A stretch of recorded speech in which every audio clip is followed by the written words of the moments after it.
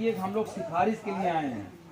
बस हम लोगों के अंदर एक जज्बा है कि अपनी अपनी जातियों को यार, अपनी समकक्षी जातियों को बचा लिया जाए, इसलिए घर छोड़े। राज बहादुर जी गलत कह रहा हूँ? और नहीं तो संविधान ने जो अधिकार दिया है आपको एक वोट देने का ना, आपके वोट से अगर गलत नेतृत्व वहाँ पहुँच जाएगा तो आपके बच्चों का भविष्य खराब कर देगा। और हुआ है 5 साल में, ठीक है? 5 साल में हमारे बच्चों का भविष्य खराब हुआ है, और अगर हम लोग अभी नहीं चेते तो फिर खराब होगा। ये जो सरकारी संपत्तियां हैं सब उठा के सरकार बेच दे रही है। जब आपका बेटा कल गुजरात, सूरत, बम्बई, कलकत्ता कमाने जाएगा दिल्ली न, तो वहाँ का पूंजीपति ये कहेगा 2000 रुपया महीना देंगे, तो क्या करेंगे आप?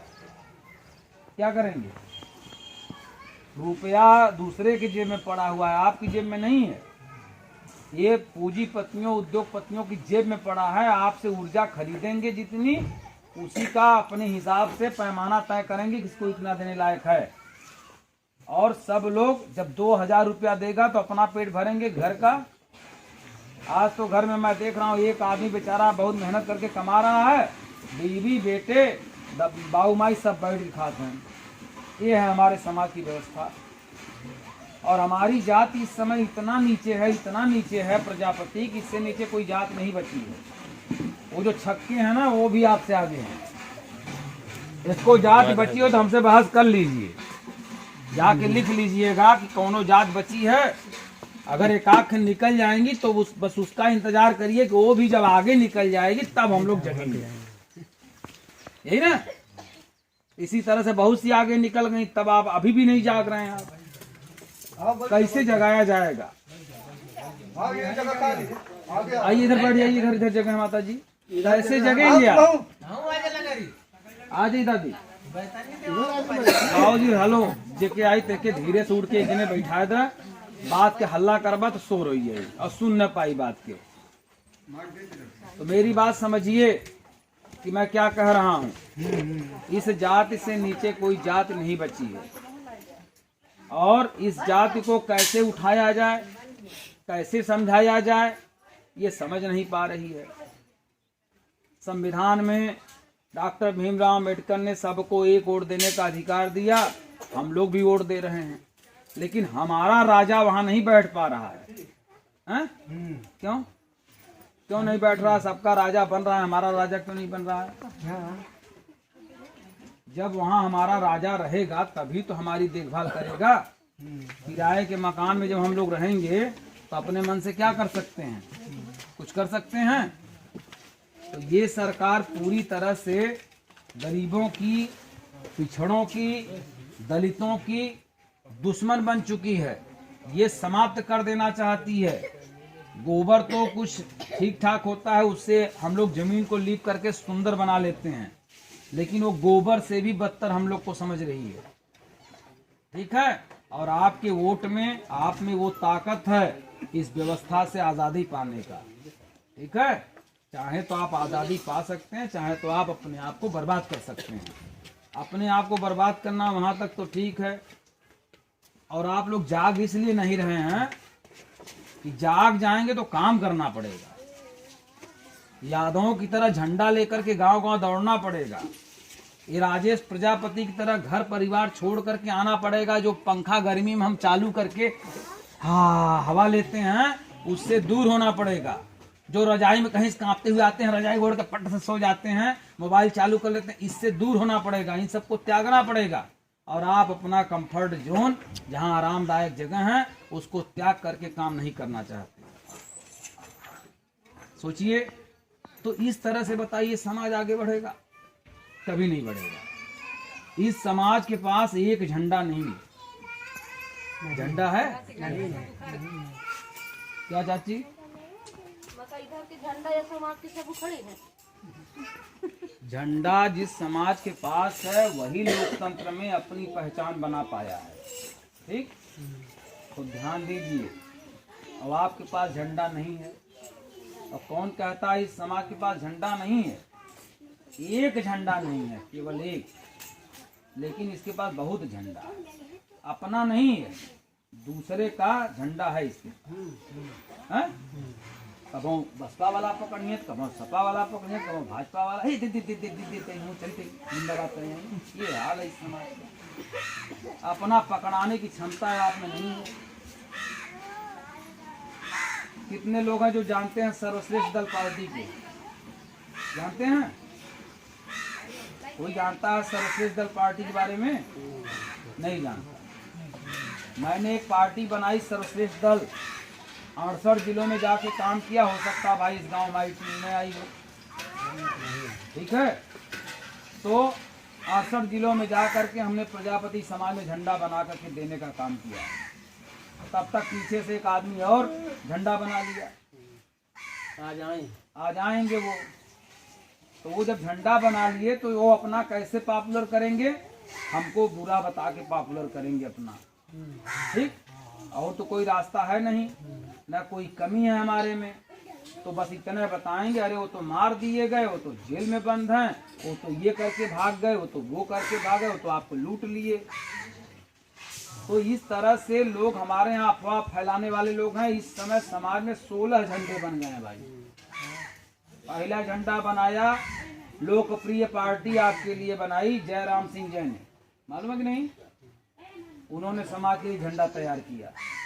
लेकिन जयराम सिंह जय राष्ट्रीय अध्यक्ष अपने आप को बताया। उन्होंने बीच में कत्तों प्रजापति न आगमा न पीछे न पीछे में कत्तों लिखे नहीं। तो प्रजापति समाज उनसे जुड़ा ही नहीं। तो वो अभी तक मशक्कत कर रहे हैं, 32 साल हो गए, वो चल नहीं पाए। दूसरी पार्टी बनी प्रजा राज पार्टी, कर्ण सिंह प्रजापति ने बनाई हापुड़ जिले से, वे भी नहीं चल पाए। तीसरी बनी भारतीय समता समाज पार्टी, जिसको डॉक्टर रविकांत जी ने बनाया। तो राष्ट्रीय अध्यक्ष बनाया एक मुसलमान को, फिर पंडित को, फिर मुसलमान को, फिर एक प्रजापति को। उस प्रजापति को निकाल करके बाहर करके एक और प्रजापति जो है उसके राष्ट्रीय अध्यक्ष बन गए। और वो जो फौजी साहब थे बलिया के, वो निकाले गए जब इस पार्टी से, तो उन्होंने एक पार्टी बना ली समझदार पार्टी। एक राजेंद्र इटावा के उन्होंने पार्टी राष्ट्रीय लोकप्रिय पार्टी बना ली। एक चुन्नीलाल आरटीओ है, जानते हैं, वो भी एक पार्टी बना ली। इस तरह से कुल 16 पार्टियां आपके समाज में 16 झंडे बन गए। अब 16 भाग में वो लोग बांटने आपको आएंगे। हमारे में जुड़ जा, तो हमारे में जुड़ जा, तो हमारे में जुड़ जा। तो आपसी दुश्मनी के नाते जैसे आपके इनसे टकराव है ना, तो जिम्मे नहीं उम्मे आप न रह गए, ठीक। यही कौन फायदा उठाई है? इनके जुड़ हैं दूसरे में, आप जुड़ जाए इनके जराओगे दूसरे में। ये हमारे समाज का चल रहा है। अगर यही हरिजन समाज में किया होता तो सत्ता मिलती उसको, यही यादव समाज ने किया होता तो सत्ता मिलती उसको। आज दो यादवों का भले टकराव है, लेकिन सामाजिक और राजनीतिक दृष्टिकोण में सब एक जगह पे हैं, काम कर रहे हैं। आप लोग नहीं कर रहे हैं, तो आप लोग को उठाएगा कौन? एक नेता चाहिए ना उठाने के लिए। भाई यादव समाज में एक नेता, एक परिवार, अखिलेश यादव, माननीय मुलायम सिंह जी ने पूरे यादव समाज को एक झंडे के माध्यम से केवल जय समाजवाद के नाम पे जोड़ लिया। कांसी राम साहब निकले, उन्होंने हरिजन समाज को जय भीम के नाम से और एक झंडे के नाम से जोड़ लिया और 4 बार सत्ता पकड़ लिए। ये समाज बहुत ही समझदार, इतना ज्ञानी है, इतना कचड़ा इसके दिमाग में है कि पूछिए मत, बहुत ज्यादा जानता है और सबसे नीचे पहुंच गया। नेता मंत्री के रहने के बावजूद भी इससे नीचे कोई जात नहीं बची। बस खाली कहा भाजपा हमारे समाज के प्रजापतियों के टिकट ना देते है, समाजवादी पार्टी हमारे प्रजापतियों के टिकट ना देते है।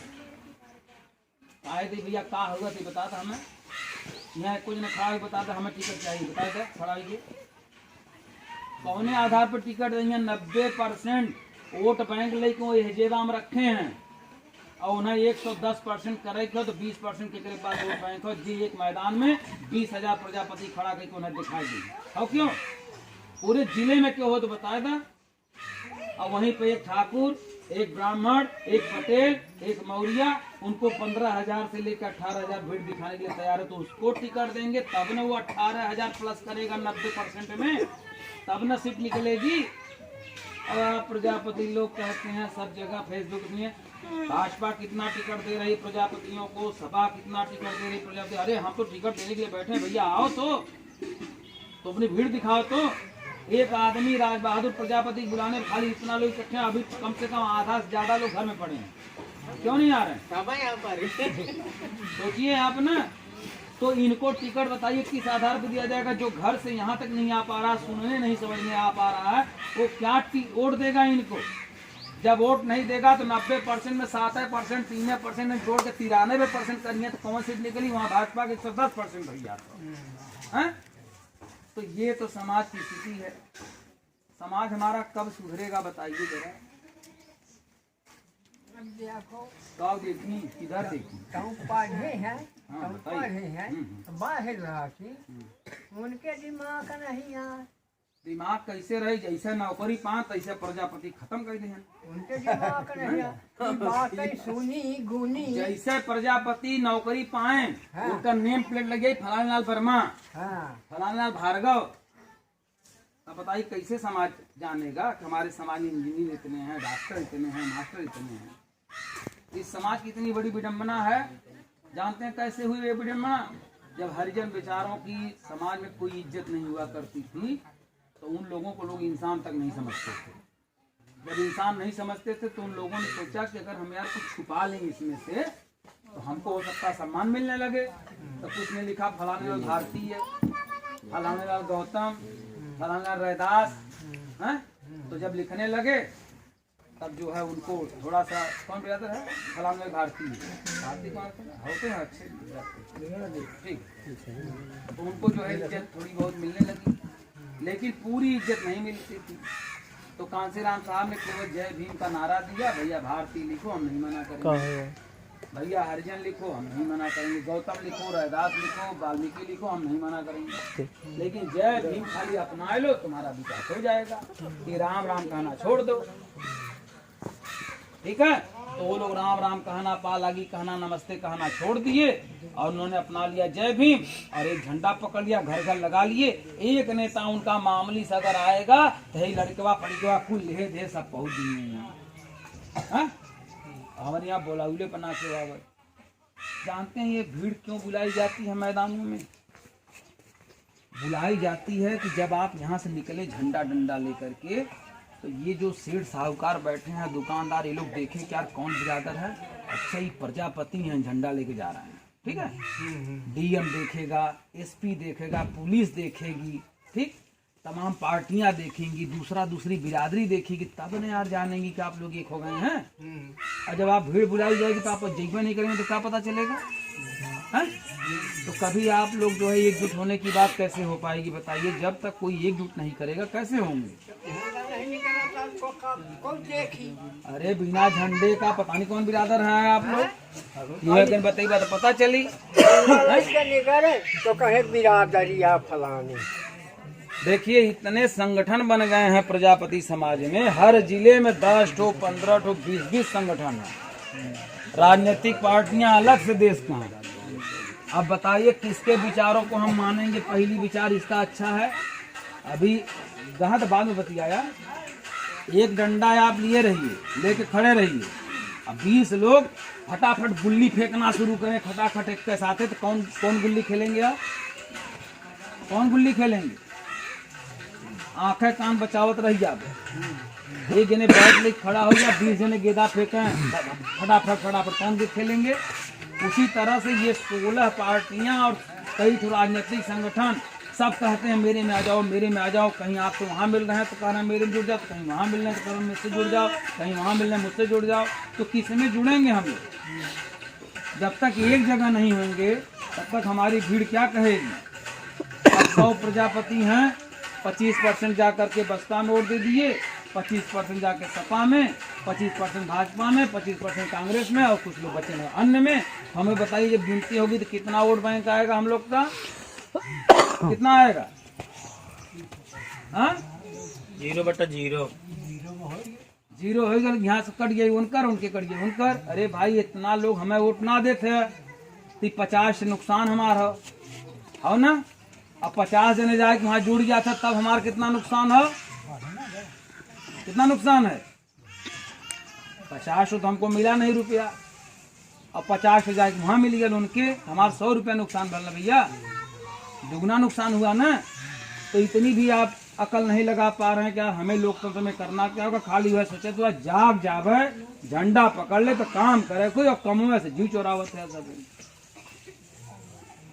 और यादव हर गली में हर कोने कोने चिल्ला रहा है, कहीं मीडिया से रूबरू हो रहा है, कहीं उनसे भिड़ रहा है, कहीं उनसे भिड़ रहा है।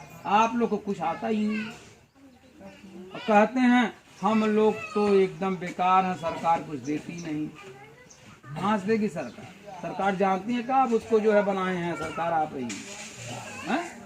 अभी जो जीता हुआ विधायक है उसके पास जाइए काम कराने तो कहेंगे कौन बिरादर है, कहेंगे प्रजापति, तब तो हमें वोट दे हैं। और हारे वाला वो तो जनता सारे ना दे हैं। एक कोरी कितना है भैया आप लोग, एक तरफ हो गया यार, एक नेता के पीछे लग गया। जब तक एक नेता के पीछे आप नहीं लगेंगे ना तब तक कुछ नहीं होने वाला है। की बात मैं बिल्कुल कही कैसा इतने नेता हैं अपने अपने जिला का यंग है क्या हाँ, रुक जाइए बाबूजी, वही साफ करने जा रहा हूँ।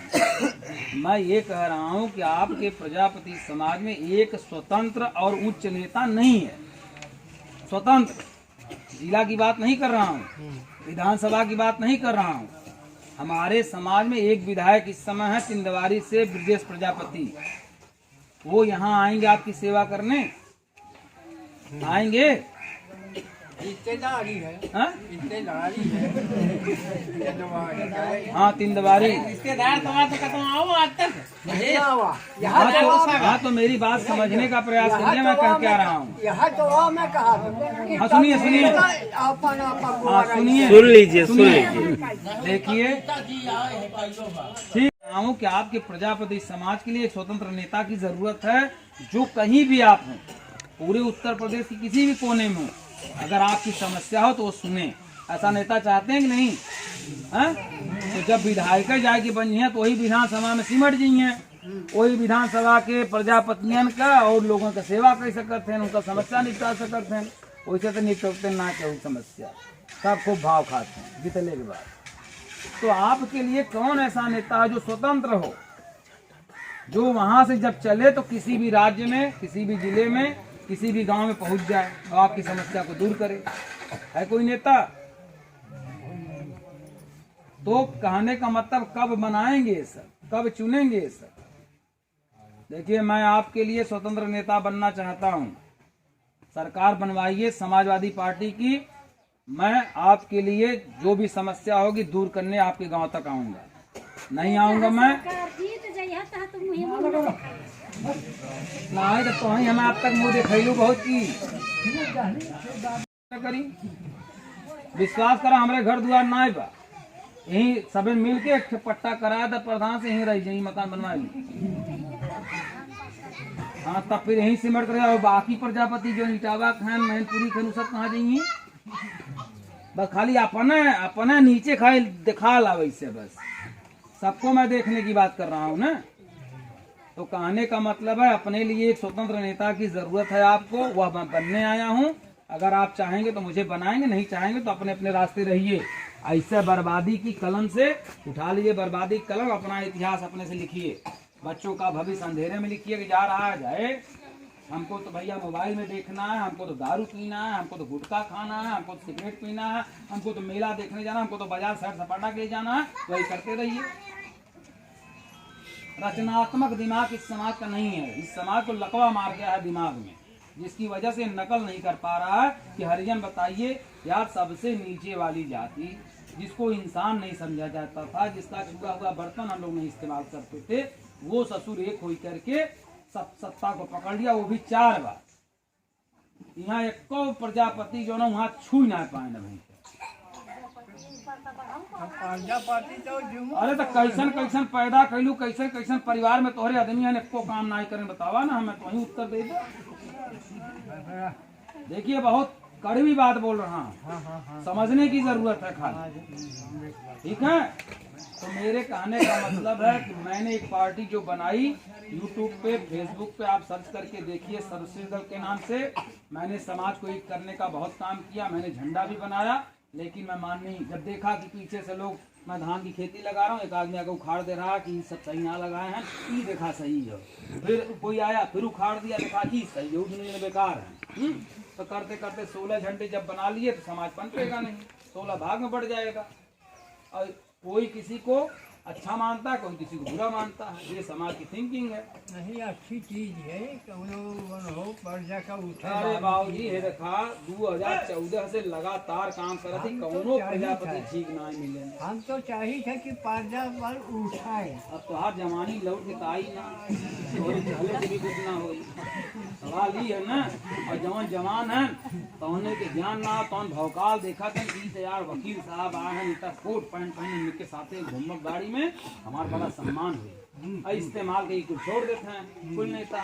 अभी देखिए, अभी प्रेमचंद जी की जो बात कर रहे थे ना, केवल इस्तेमाल कर रहा है राजभर, ठीक।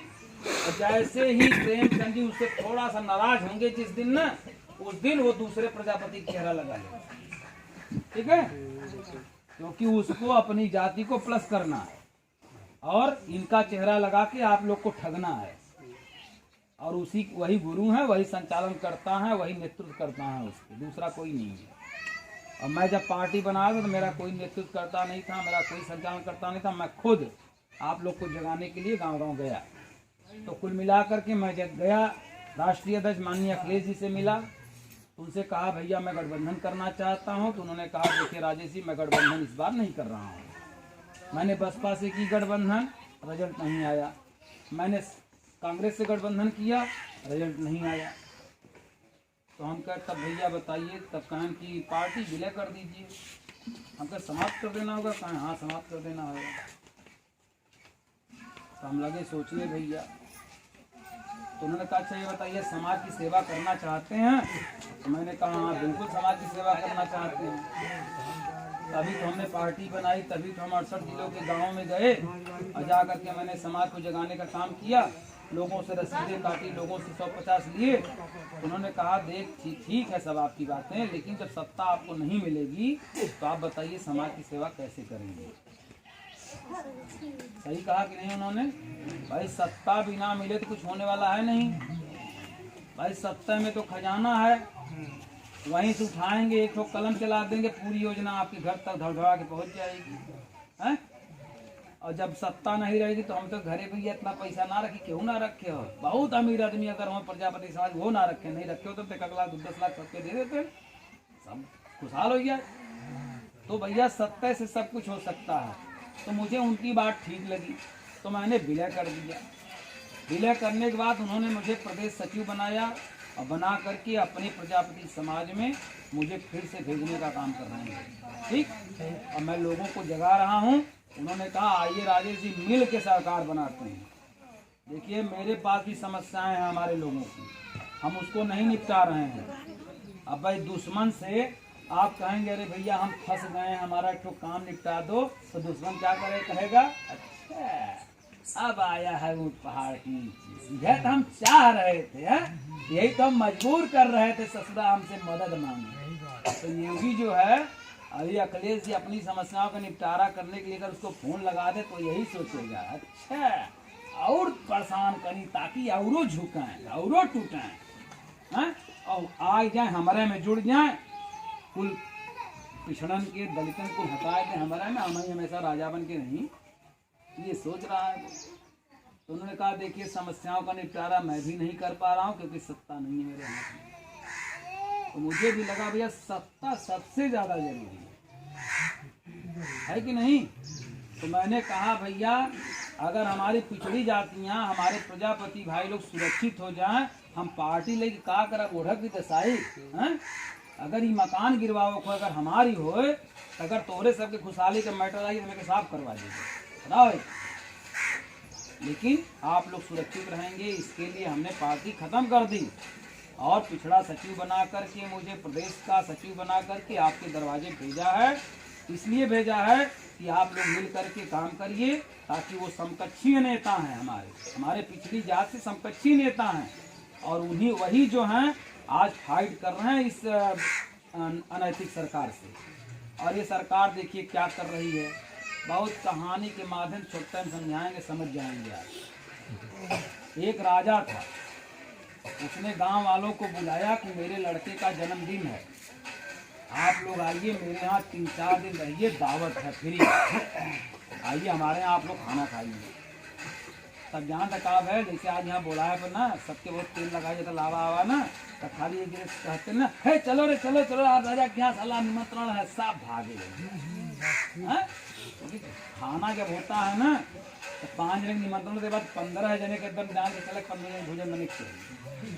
लेकिन अब कहते आज हमारे ऊपर क्या आफत आवाली है, कुछ रिश्तेदार आवाला है और उनका माई बीमार है नहीं लेकिन तो भैया समय खड़ा हो जाए कि पछताएं ना रही, या कह आज हमारे यहाँ संजय डकैती पड़े वाली हो खैर तो सब हाँ इधर, अरे यार अरे हमारे के रहते के बाद ही तो हम हड़का दी। हाँ अब जैसे 10 बजे वो कह रही है 10 बजे वो सब आवे हैं, 10 बजे का 9:30 बजे गाँव साफ खाली है ना।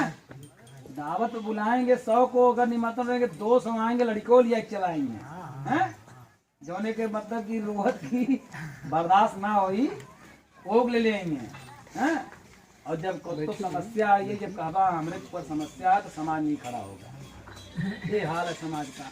तो राजा ने जब बुलाया निमंत्रण पे तो बहुत लोग पहुंच गए भैया खाने के लिए, लड़का छेड़ सब लेके पहुंच गए, दुआरे तक जा ही नहीं पावतिया।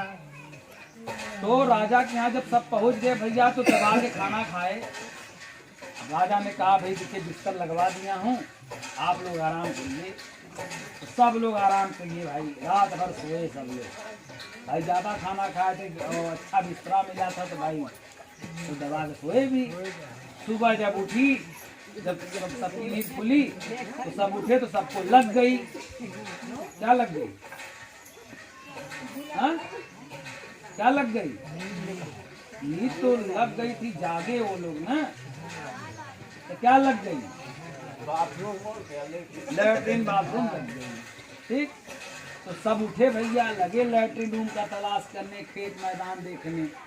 तो मैदान तो था नहीं वहाँ तो सब एकदम पूरी तरह से लान ही लान था हैं। तो सैनिकों से पूछा ये भैया ये बताओ कि निपटने की व्यवस्था कहाँ है, लैट्रिन करने की व्यवस्था कहाँ है? सैनिकों का लैट्रिन व्यवस्था नहीं है। तो कहा तब क्या करें? हाँ भाई इसके विषय में तो अभी कुछ जानकारी नहीं है।